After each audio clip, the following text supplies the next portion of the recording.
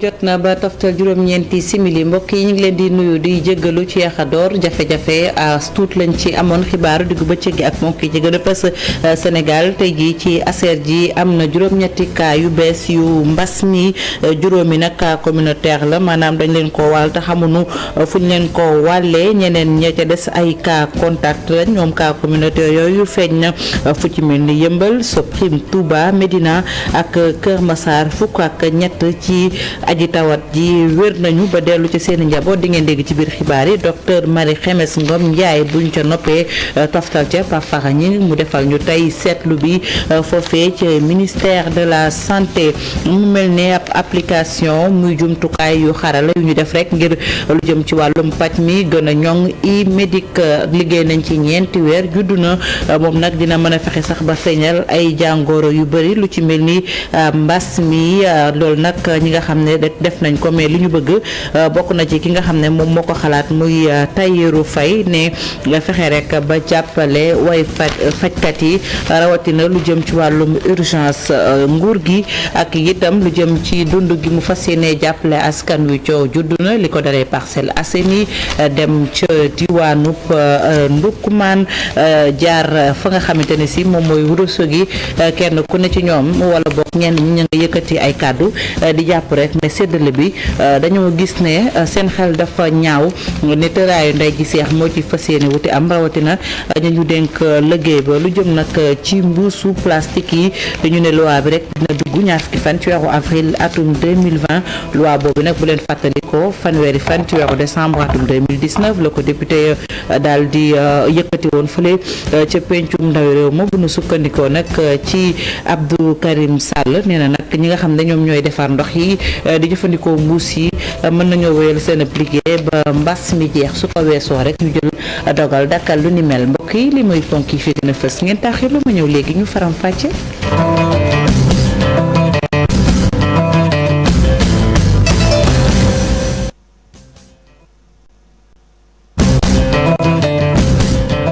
toftal na fukki simili ak benn jéggaluwaat mbokku téléspectateur yu télévision Futur Média ci yeexadoor gi ni ma ko waxee ay jafe-jafe la ñu amoon bu sunu coobare xibaar diggu bëccëg gi dañu koy doore ak Sénégal mi am juróom-ñetti cas Covid 19 yu bees loolu nag ñu ngi def ay test ci ñaari téeméer ak ñaar fukk ak juróom-benn ci ay doomu aadama ñu ne nag ci juróom-ñett yooyu juróom ya ñoom ñoo jóge ci transmission communautaire guléet nag li nga xam ne mooy transmission communautaire ëpp li nga xam ne mooy cas contact yi ci joxe résultat yi transmission communautaire duñu taay di ko wax mooy ñi am tawat bi te xamuñu fu nu ko jëlee lu ci mën a am moom cas communautaire yooyu lee Ndakaaru moom moo ci ëppale ndax lu ci mel ni Yëmbal Soprim Médina ak Kër Massar ñoom ñëpp am nañ ko naka noonu itam dëkk bee di Touba fukki doomi aadama ak ñett yu amoon ji la jàngoore bu ñu defee gëstu yu mujj yi tàggoo nañ ak ñoom ci noonu dañuy teewlu docteur Marie Khemesse Ngom Ndiaye moom la ñu dénk lu jëm ci wàllum wér-gu-yaram mooy directrice de la santé moo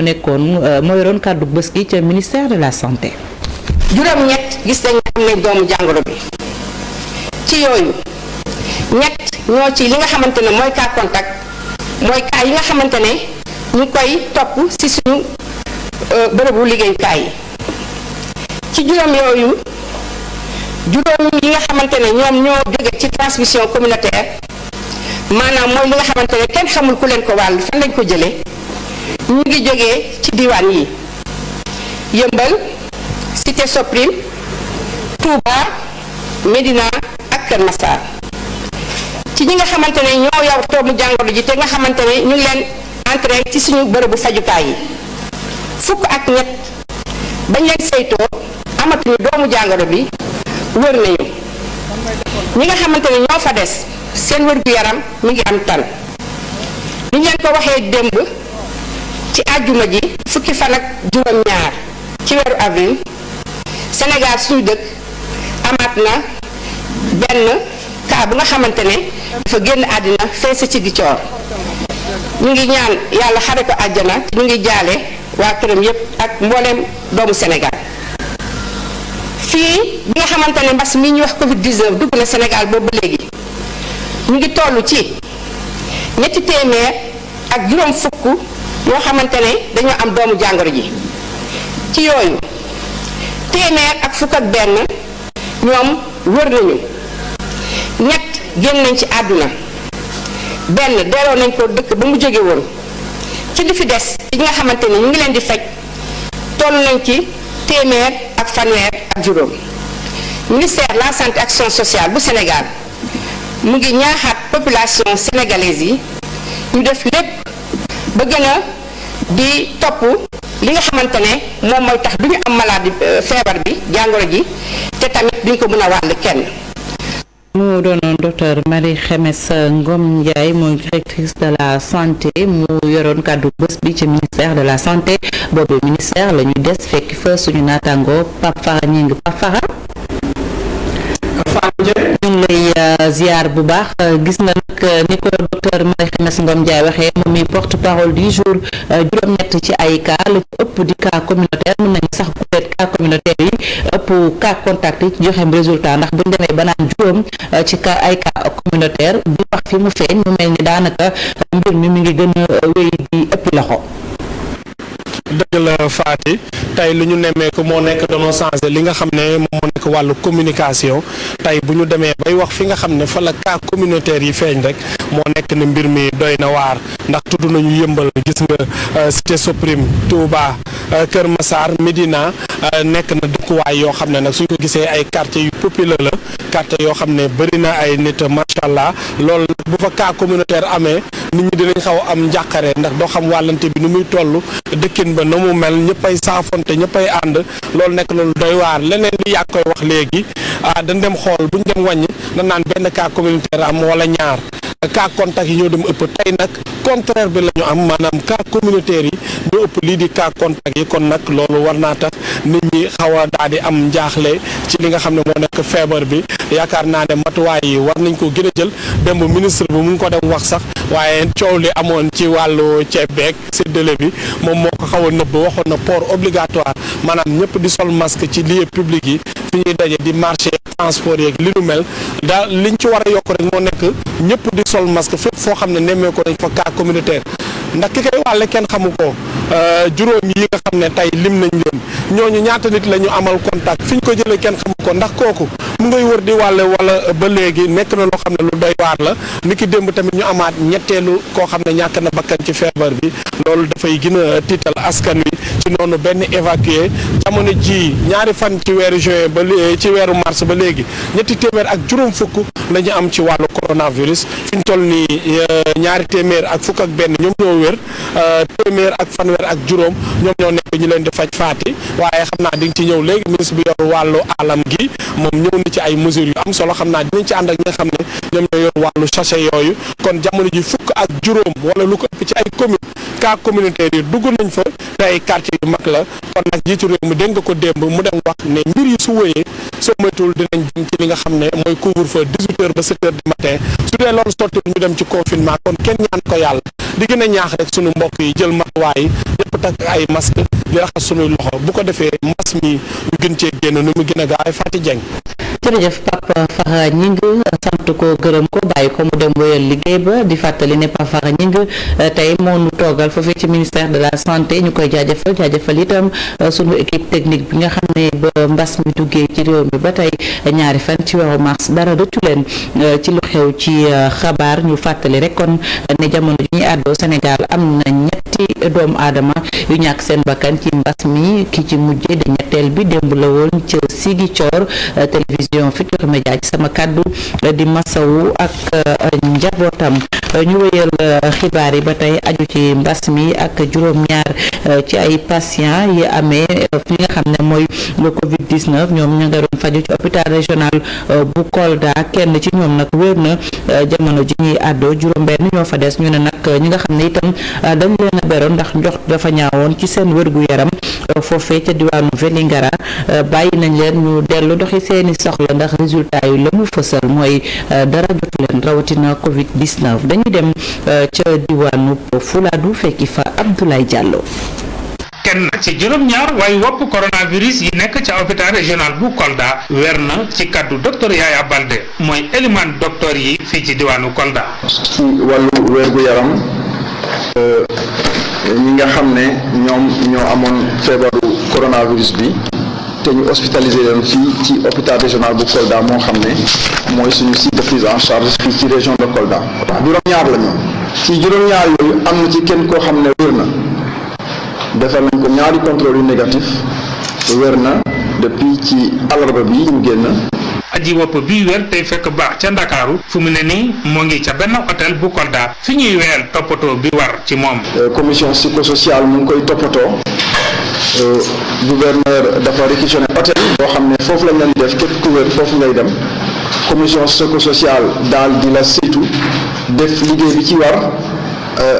CRG daal di toppatoo xool nu ñuy def pour nga mën a dellu ci sa kër.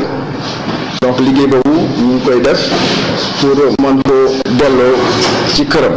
ñëpp ñi ñu beroon te département bu Vélingara ñoom it génn nañu fi ñu leen beroon. situation épidémiologique bu Kolda moo ngi toll ci juróom-ñaari cas kenn ki wér na juróom-benn ñi des ñoo ngi topp seeni paj ca hôpital régional bu Kolda te diwaan bi amatul kenn ki ñu ber. Abdoulaye Diallo ñu sant la gërëm la des ba tey ci wàllum wér-gu-yaram ak jumtukaay yu xarala yi tax ñu taxawal ab application dippee ko e-Medic ñu ne liggéey nañ ci ñeenti weer laata mbir mi di sotti bokk na ca moom njëriñam mooy bépp tawat mu mën koo feeñal rawatina mbas meek la mu lëmbee àddina bu nu sukkandikoo nag ci ki am xalaat bu rafet bi di Tahirou Faye jàppale bërëbu fajukaay rek ñoo ko tax a jóg te bërëbu fajukaay yi Cambérène moom moo njëkk suuf loxoom ci mbir mi Abi Faye moo di jóg ci ay leexal. ñeenti weer dong lañu toog ngir mën a sanc lile e-Medic nekk application goo xamante ni day tax rek ñu xam bépp doomu jàngoro goo am rawatina it coronavirus mu doon loo xamante ni ñoom dañoo jóg rek ngir wàllu askan wi. buñ ko implémenté woon tey ministère de la santé dana xam par exemple léegi ñaata cas coronavirus ñoo am en Casamance en temps réel. à Pikine par exemple y a une tendance par exemple de tuberculose bu fa nekk ñu mën a jël action sans muy laaj kenn quoi lépp si en temps réel daf leen di wan yëpp si ay des écrans yoo xam ne dañ koy am en temps réel. interconnecté am na ay jaar-jaar nga xam ne patient bu ñëwee si hôpital bi wala si centre de santé bi automatiquement lépp lu mu fa mënut a def lépp lu mu fa mënut a jaar donc la système da koy enregistré. li lay doon ab xarañteef goo xamante ne sanc nañu ko plateforme bi dina tax itam dootoo perte ti benn temps digitalisation waral li ni mel moom mi nga xamante ne dafa feebar dem ca l'hôpital ba dootul toogatul lu yàgg ndax it dana mën a xam lépp li ñeel wàllum wér-gu-yaramam. waaw instant yii nii moom fa dee yàlla gaaw na trop ndax maa ngi doon xalaat naan su ma fi ñëwee est-ce que du ma fi yéex a jógee fi yooyu noonu quoi mais li ma gis nii gaaw na trop quoi. comme quoi par exemple léegi bu sa doom feebaree nga yóbbu ko hôpital docteur bi fi nekkul dañ la wax nga xaar donc j'ai changé ça léegi kenn soxlawul di xaar parce que docteur bi fu mu mën a nekk ci àdduna même bu nekkee sur le péage mun na dugg ci application bi commencé wax la bon defal lii quoi donc docteur bi léegi fu mu mën ne ci àddina léegi am na urgence quoi donc docteur bi balaa. centre de santé bu Cambérène ñoom ñoo ko njëkk a jëfee bile plateforme bu e-Medic mu doon loo xamante ne lu ñuy gën di rafetlu la ñoom autorités yi. vraiment daal am na amélioration bu net bu baax a baax boo xam ne ngeen sant leen gërëm ndax yombal na jox na centre bi ku ko déggu woon dégg ko fréquentation bi maanaam ñëw bi yokku na. te aussi ku fi ñëw rek di nga xam ni daal am na lu fi changé. wala analyse aussi analyse yi jaratul malade bi di jógee fii di dem ba laboratoire wala di laajte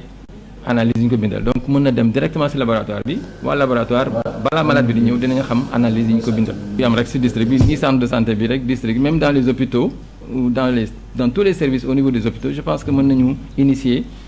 système boo xamee ni vraiment ça permet une intégration des soins parce que. ci jamono joo xamante ne coronavirus mi ngi lëmbee àdduna wërngal këpp ingénieurs yu Sénégal ñoom ñu ngi gën di wëyal seen xarañteef te di sanc lu ne ngir mën a aar askan wi li lay doon loo xamante ne plateau médical bu Sénégal lañ koy jëfee waaye itam xool ana nan rek lañ fiy dakkale lii di Covid 19. Abi Faye ñu sant ko bu baax gërëm ko dem ca diwaanu Saloum foofee nag préfet bu Kaolack moom rek yëkkati na taabal yi nga xam ne jenn ci jaaykat yi dañ ko fa bàyyi woon gannaaw ba ñu tëjee marché ba la mu gis moom préfet mooy bu ñu ko fa yëkkatiwul rek mën naa jur musiba ñu teewlu ko kàddu yi Ibrahima Diame Faly Gueye toogal ñu ci Saloum ak li ko wër ñoo ko taataan. xam ngeen ne barab bii ñuy wax marché central bu Kaolack dafa nekkee anam bu nga xamante ne nii bu ñu moyee di ko seetaan dana nekk ngaañ lu metti ngaañ ci ñi nga xamante ne ni ñoo fi ne di fi dàq seen wërsëg ngaañ ci askan wi ñi nga xamante ne ni ñoom ñooy xëy si di ndugg si di dox si seeni soxla ndax itam li fi nekk jamono yi ci doomi aadama ëpp na waaye itam anam bi ñu fi nekkee itam anam la bu doy waar bu nga xam ne mun nañu jural musiba bu nga xam ne kenn yéenewu ko Kaolack ndax toogin la bu nga xamante ne nii dafay xaw a nuru lu neex waay def tali bi yëpp ay nit toog ci lal ci oto du jàll ñaari jéego doo ko dox te mbëkkantewuloo ak sa morom loolu bu jàngoro amul sax marché warul tëddee noonu rawatina nag bi nga xamante ne ni ñun ñëpp xam nañu doomi jàngoro bi naka lay toxoo ci doomu aadama jëm ci morom ma ñu gis ne nag boobu ba léegi sunu borom mi ngi ñuy suturaal mooy bu ñuy wàññi ñan ñoom la feebar bi dal yaakaar naa ne ñu ngi sant suñu borom boobaak léegi wàññee guñ fi benn ci biir Kaolack kon nag loolu duñu ko am ba pare di ko sàggane te mooy lii fi ne buñ ko seetaanee bu ñu yàlla natoo kenn ci ñun am ko rek yaakaar naa ne lim bu takk mbir mi dina leen laawaale te loolu nag yaakaar naa ne amul kenn ku nga xamante ne ni gënal na la. aywa ñu des ba tey ci marché yi doxantu ca banlieue bu Ndakaaru foofee nag ca Caaroy Gaar yenn ci jaaykat yi ñu mën leen dippee maquette man moo ñuy xosu ci maquette yi buñ ko mënee wax noonu ñoom nag daal teggin nañ baaraamu tuuma ne nag lu jëm ci lañ leen wax dinañ ànd ak ñoom ci liggéey bi donte itam gis nañu ne jàppale amut ci seen wàll ca yëmbal itam naka noonu loolu la fa jaaykat yi di dund Abi Faye ak Modou Diop ñoo fa doxantu.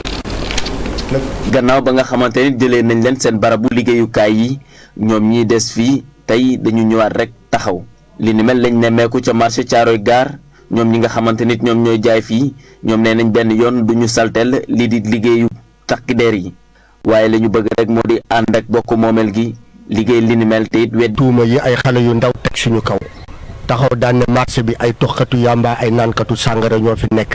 marché bi ay kilifa ñoo fi nekk ay responsable ñu ñëw di daan seen doole bu ñu fi gisee kuy tox yàmba wala kuy naan sàngara nañ ko dénoncé.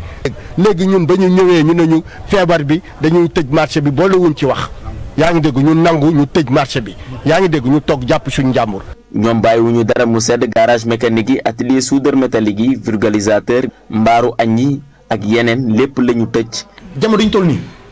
am na ay groupement d'appui yu jóg am na ay mouvement associatif yu jóg am na ay bonne volonté yu jóg di jël seen alal jox ko maire bi pour mu xeex bi. dellu si waat ci seen barabu liggéeyukaay bi nga xamante ni ndaraan gi yàq na lépp doonut loo xamante ni lu yomboon la ca ñoom fii ci diwaanu buntu Pikine jaaykat yi li ñuy bëgg rek moo di site de recasement ba nga xamante ne dig na leen ko moom bokk moom du Pikine Ouest mu jox leen ko. waaw xanaa bàyyi ko loxo si loxol yàlla rek loolu rek ma si pexe amuñu benn solution Macky Sall daal la ñuy waxal bu fekkee mën na seetaan lii na ko seetaan. yàlla mi ñu sàkk dinañ jox luñ dundee waaw yàlla mi nga xam ne moo ñu sàkk wàcce àdduna moom dinañ jox luñ dundee waaw kon amul solo daal. ci barabu liggéeykaay yi yëpp ngeen gis ñoom ñi ñëpp di ay jaaykat joxoon nañ leen ay sommation ngir rek ñu mën fee jóge ci lu gaaw jamono ji ku ci nekk takk nga say bagage gannaaw ba nga xamante ni dajj nañ ko ñii ñu tëj ko kenn ci ñoom taxawul fipp bile yoon ñuy ñaax autorités yi rek ñu jox leen site de recasement ba nga xamante nit dana dal seen xel. waa bi fay ñu sant la gërëm na lu ngeen ko waxoon ci ponk xibaar yi lu jëm ci seddale di dund muy ndimbal li jóge ci nguur gi jëm ci askan wi coow juddu na xaat ca Parcelles Assainies la ñuy dooree pàcc bu yaa bi ñu leen ci jagleel foofee itam am nañu bëri dañoo joxañ baaraamu tuuma ki nga xam ne mooy maire ba ne tëddul tëraayu ndey ji seex moom Moussa Sy lu ni mel da ko weddi ne tuuma dong la yu ñu gàll ci ndoddam Mouhamed Samb ak Ahmadou Ba doxantu woon nañ fa ñu seet ñëwlu seen gëstu. aide alimentaire bi di ab dogal bu njiitu réew mi jël ni dina jébbal askan bi ab dundu fii ci Parcelles Assainies nag lu ci ëpp ñàkk déggoo la fi indi coordonnateur bu collectif bi di dox ci ay intérêt bu gox bi moom nag mu ngi tuumaal maire bi di wax ni rek dafa bëgg a lubal yëf yi. biñ ma woowee ne ma woote nañ ci maire bi comité bi mi ngi fi mais gisuñu la ci laa ñëw bi ma ñëwee mais Moussa Sy en personne le maire Moussa Sy moom moo ma ne doo dugg ci biir maire yi ba man maa moom ñu jàppante fa. mu ne ma doo dugg ma ne ko damay dugg lii sama droit le plus absolu la. Nous lançons appel au ministre de l'Intérieur pour que mu veille scrupuleusement ci li nga xam ne joxe wàcce nañ ko ci suuf pour ñu war ko jaarale mu ñëw ci néegu doole gi. moom njiitu bopp moomeel bi nag yooyu la kàddu mënu koo dégg ba tax na sax mu ngi ci indi ay leeral. dama bëgg wax ni d'abord parcelle amagul liste bi ñuy séddale amagul ci tàmbali tànn ñi ñu war a jox moo am dund ñëwagu fi aussi. waa ji kenn wax ko problème ASC. problème mu comportement la. dafa ñëw ne du raxasu du solo masque du jël gel ñu ne ko da ngay génn keneen ku ko def aussi noonu la ñuy def ñun amuñu ci quota du man du benn conseil municipal bu ci am benn quota amuñu ci ay nit amuñu kenn kuñ ciy dugal déedéet dañ ñuy yónnee kayit yi ñu yónnee ko préfet ñu saytu liggéey bi ñuy def ndax jaar na yoon wala. leneen loo xamante ni si waa collectif bi mënuñu ko nangu moo di dajaloo bi am ci mairie ba jamono yi waaye kii di maire bi ci wàllu boppam jàpp na ni yëf yi lu jaar yoon la. Moussa si instant yi nii mi ngi profité ci loolu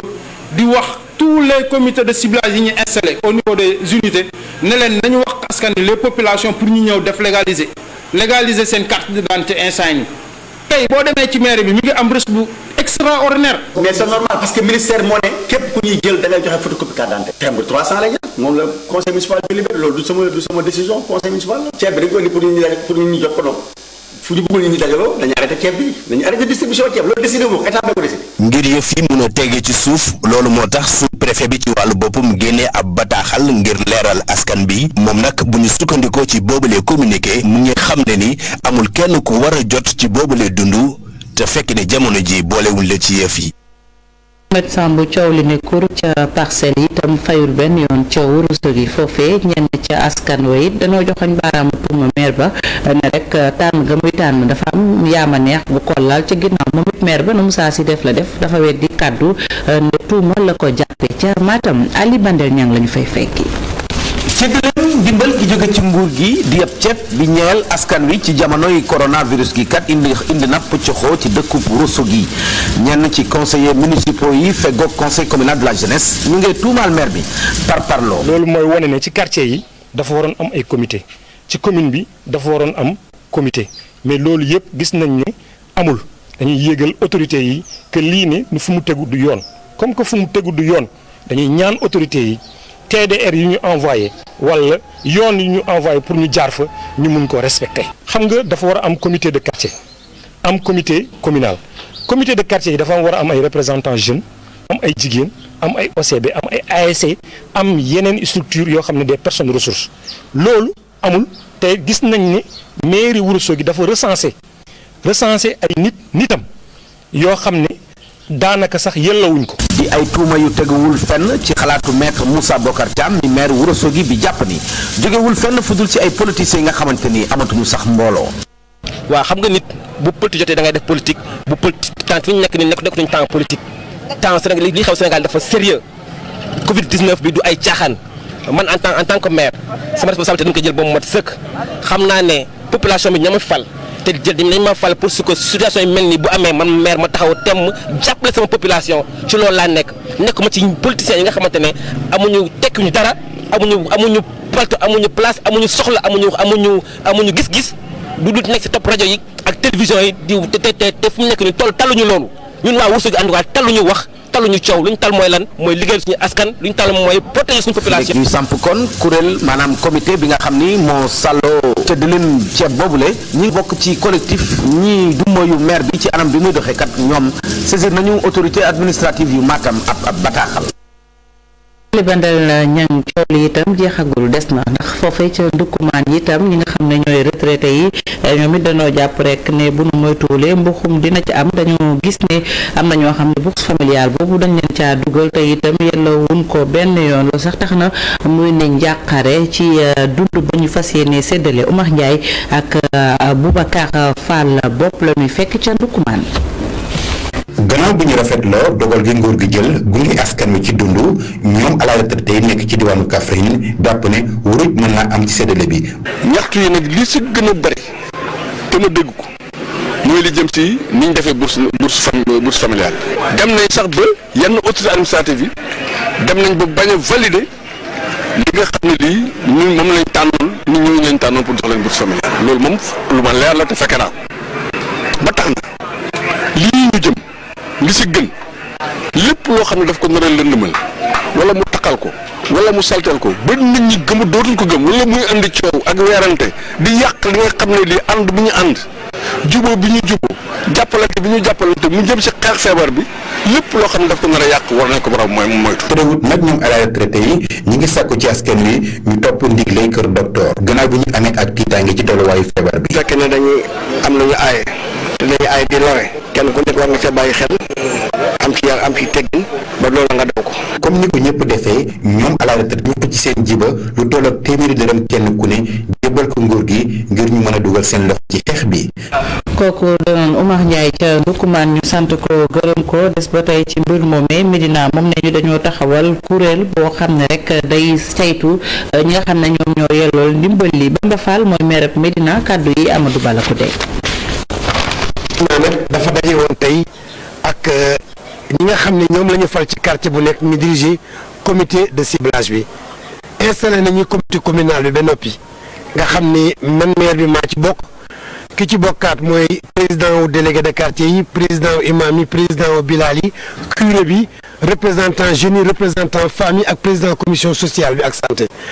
donc tamit 19 quartiers wu Médina yi bu nekk tamit installé nañu président de comité bi nga xam ne moo ko war a diriger ci quartier bu nekk dina ànd ak imam ba fa nekk ànd ak délégué de quartier bàjjenu gox yi association femmes ya fa nekk association jeunes yi ànd ak curé bi ba ñoom ñëpp bu ñu dajaloowee dinañ def mbedd par mbedd kër par kër seet ñi ci gën a néew doole ñu dimbali leen ndax feebar bi bañ a gaañ kenn may demandé waat rek ñu gën a am solidarité suñu biir gën a moytu feebar bi dinañu dimbali sax ba dimbali ñi nga xam ni jëlewoon nañ leen ci marché bi ndax xataayam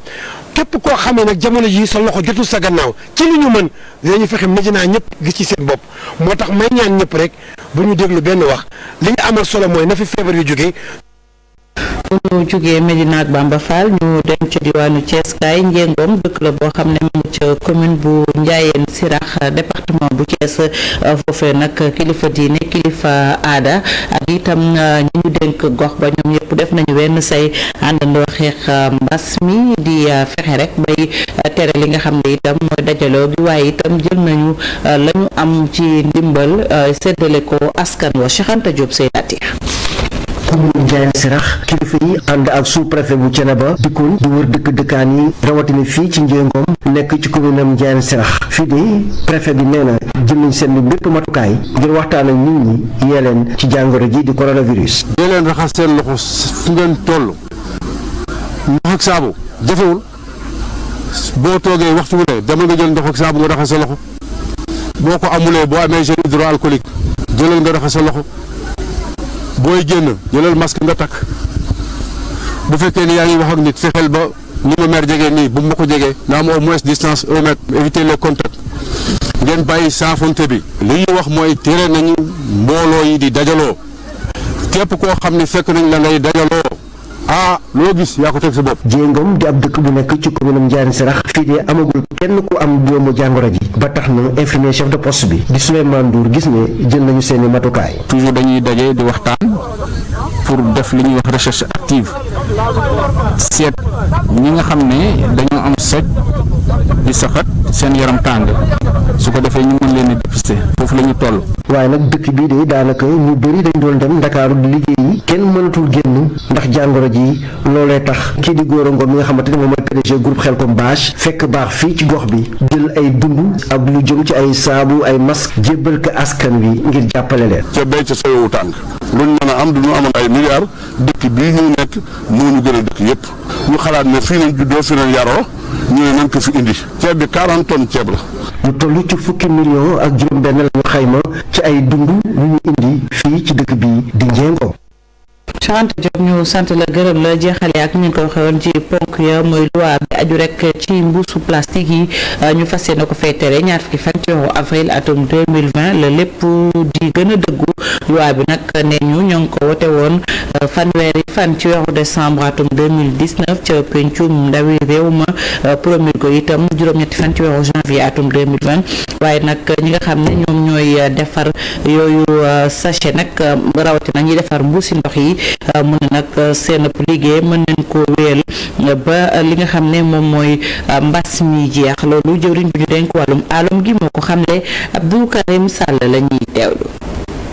Assemblée nationale voté woon na ko à l'unanimité le président de la République promulgué ko le 8 janvier 2020 ñu publié ko au journal officiel le 20 janvier. Donc au terme des dispositions transitoires bi nga xam ne moom moo concerné loi bi dafa ne loi bi dafa war a entrer en vigueur 3 mois après sa publication donc loolu war a méngoo ak le 20 avril bi nga xam ne moom lañ jëm. xam ngeen ni également ñu ngi dégmal weeru koor lu yàggul te weeru koor nag ku ko wax ne soxla bi nga xam ne population yépp dinañ ko am ci wàllu jëfandikoo ndox donc ñaari situation yi tax na lépp li nga xam ne dafa concerné woon sachet ndox yi ak mbuusu glace yi dakkal nañ ko ba xeex bi nga xam ne moom la ñu sumb ñu jagleel ko coronavirus bi ba yàlla may ñu mu génn suñu réew waaye nañu jàpp ni loi bi dafay dugg en vigueur incha allah le 20 avril. mbokk yi fi la ñu yem ak yéen ci xibaaru diggu bëccëg gi jaajëfal leen ci safo bi ak kóolute bi desandi leen ak programme yu télévision Futur Média di ñaan borom bi mu sàmm ñu di fàttali askan wi ci geste barrière yi boo leen ko déggee mooy ñàkk sa bopp waaye itam ñàkk askan wi sol masque raxasi loxo gën a moytu dajaloo ñeendu jàmm.